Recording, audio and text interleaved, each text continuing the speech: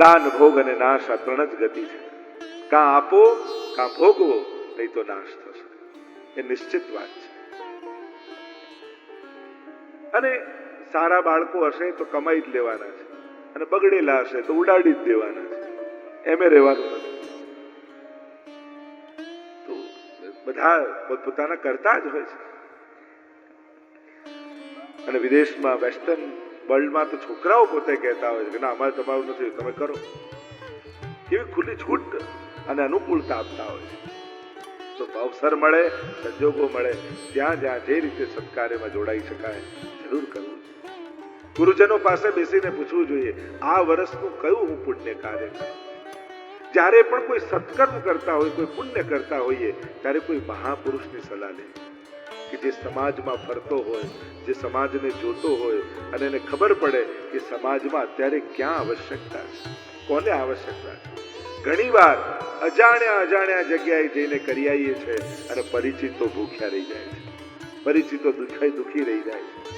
ક્યાંક આપણી આસપાસ પણ નજર કરવી કે ક્યાંક મારા સંબંધીઓમાં, મારા નિકટના સ્વજનોમાં, ક્યાંક કોઈ ચિત પરિચિતમાં ક્યાંક આવશ્યકતા તો નથી.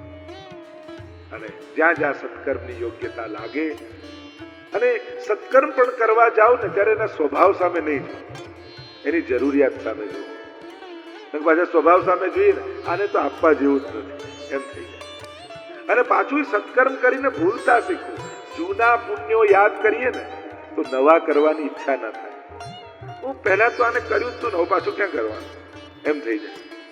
એટલે પેલું કે નેકી કર કુએ મેળા, સારું કરીને ભૂલતા શીખવું. આપણે ખરાબ યાદ રાખીએ.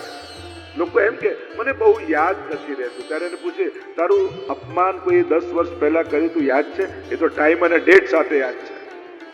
અરે આટલી સારી યાદદાસ્ત છે તારી. એને તે મહત્વ આપ્યું એટલે યાદ રહ્યો.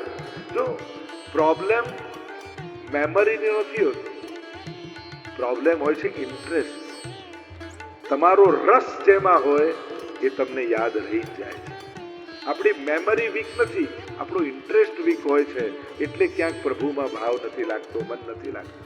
એટલે રસ જગાવવાની કોશિશ કરો, ભાવ જગાવવાની કોશિશ કરો. મેમરી પાવરફુલ કરવાની જરૂર નથી. જેમાં આપણો ઇન્ટરેસ્ટ વધારે હોય એ યાદ રહી જાય. ક્યારેક કોઈ નાના બાળકને એવું કરો, બેટા જાગને, તારે થોડુંક તો રમશું, ભણ કરે કેવું પડે, એ રમતો જ હોય, એનો ત્યાં ઇન્ટરેસ્ટ હોય. ક્યારેક કોઈ છોકરાને જો, બેટા અડધો કલાક તો મોબાઈલ જો, કેવું પડે ના, એનો ઇન્ટરેસ્ટ હોય. બહુ સહજ છે, સ્વાભાવિક છે. જ્યાં માણસનો રસ હોય તેની વૃત્તિ જાય જ, બહુ સ્વાભાવિક છે. પ્રભુને મનને ઠાકોરજી ગમતા થઈ જશે ને પછી મન લગાડવું નહીં પડે, મન ત્યાં જ હશે આપણે. એટલે પ્રેમ પ્રગટાવો. જેટલો પ્રેમ વધશે સહજમાં એકાગ્રતા આવશે. 3 ગતિ બતાવી છે, દાન, ભોગ અને નાશ. दौलत की 2 लात है तुलसी निश्चय कीन, आवत अंध करत है और जात करे अधीन. दौलत કહીએ ને, 2 લાત એટલે કહ્યું કે આ બેટા તો 2 લાત મારે છે. 2 લાત મારે હોય દौलत. આવત અંધ કરે, આવે તો માણસ આંધળો થઈ જાય, અને જાય તો આધીન કરીને જાય. અને એટલા માટે જ્યારે પણ ઠાકોરજી આપ્યું હોય, ઠાકોરજી તમને ખૂબ આપે, ખૂબ સુખી કરે. અને જેટલું સુખ વધતું જાય એટલું સત્કર્મ કરવાની ઈચ્છા તમારી વધતી જાય. એવા આશીર્વાદ આપો. પ્રભુ ખૂબ સુખી બનાવી અને સદવિચારોથી તમને સમૃદ્ધ રાખે. તમારું ધન નકામી વસ્તુમાં ન વપરાય, કલ્યાણની વસ્તુમાં વપરાય.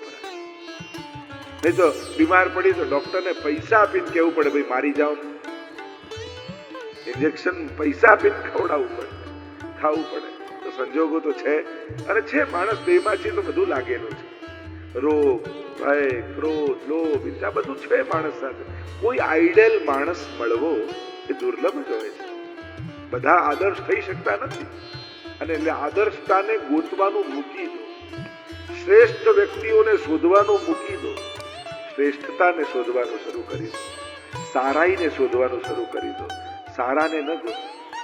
આપણું ધર્મ જગત, આપણું અધ્યાત્મ જગત, હંમેશા આપણે લોકો આઈડિયલોની શોધમાં હોઈએ કે જે આદર્શ હોય ને શોધો. આદર્શ વૈષ્ણવ, આદર્શ ગુરુ, આદર્શ મહાગુરુ, આદર્શ પતિ, આદર્શ પત્ની, આદર્શ ભાઈ, આદર્શ બહેન. આદર્શ કોઈ હોતું જ નથી. આ તો એક ચોટી પર મૂકેલું એક સ્થાન હોય છે કે જ્યાં આપણે પહોંચવાનું છે. આપણે આઈડિયલ છીએ નહીં, પણ આઈડિયલ થવાની પ્રોસેસમાં હોઈએ છીએ. જેમ જેમ કોઈ સારા લોકો મળતા જાય આપણે પગથિયા ચડતા જતા હોઈએ. એટલે ટોચ પર પહોંચેલો વ્યક્તિને શોધો. તમને તો બધા રસ્તામાં જ મળવાના. આપણે બધા રસ્તાના મુસાફરો છે. કોઈ એવું શોધવા જશો તો કોણ મળશે?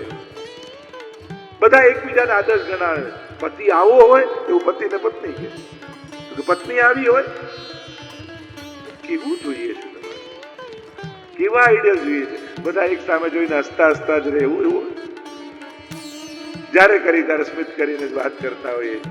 કૃપયા તમે મારા માટે રોટલી બનાવશો.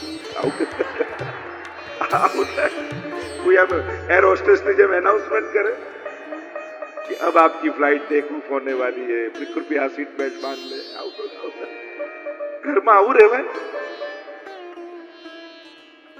હજી કેટલી વાર છે? અવાજ તો આવો જ આવશે. પતિએ કહ્યું કે તું ભલે રોટલી બના પણ બા જેવી રોટલી તારી નથી બનતી. એટલે કે તમે બાપુજી જેવો લોટ બાંધી આપો તો બા જેવી બનાવી આપો.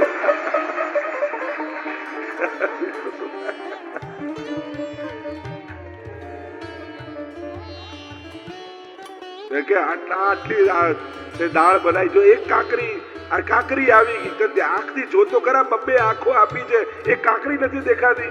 તમને 32 દાંત આપ્યા છે, એક કાકરી નથી ચવાતી.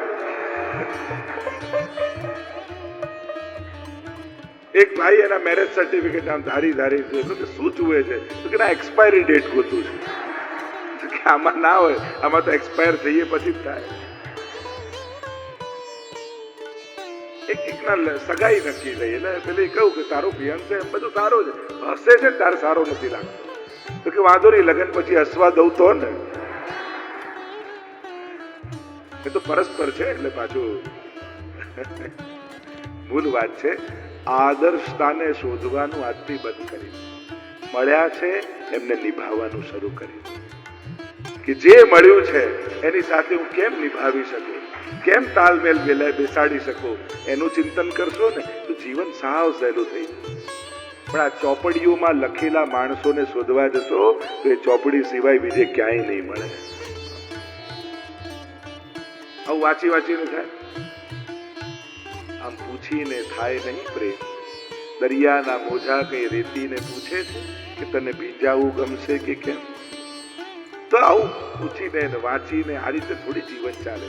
જીવનને એ જેવું છે એવું નહીં સમજો તો હંમેશા ઉદ્વેગ બને છે. કોઈ કાલ્પનિક રૂપે જીવનને જોતા રહેશો, બધું આદર્શતાને શોધતા રહેશો. આદર્શ શોધવાનું ના હોય, આદર્શ થવાનું હોય. આઈડિયલો ગોતવાના નો, આઈડિયલ થવાનું હોય. એમાં મહેનત ઓછી કરીએ છીએ આપણે પોતાની જાતને ઉત્તમ બનાવવામાં, પણ સામેવાળો ઉત્તમ થઈને મળે હંમેશા એની જ પ્રતીક્ષામાં રહીએ છીએ. જીવનને સહેલું કરો, સરળ જ છે. કારણ કે સંસાર સહેલો નહીં બને, સહજ નહીં બને ત્યાં સુધી ભગવાન તરફ પણ આપણી ગતિ નહીં થાય. હવે બૂમા બૂમ થતી હોય એમાં ક્યાં માળા મન લાગવાનું? અને એટલા માટે સૌથી પહેલા જે મળ્યું છે એને ભગવાનનો પ્રસાદ માની માથે ચડાવતા શીખી જાઓ. પ્રસાદની થાળી લઈ ગયો તો આપણે એમ કહેવાય ઓ પેલો મોનથાળ આપો ને, પેલો આ આપો ને. ના, જે હાથમાં મૂકી જાય માથે ચડાવી લેવાનું.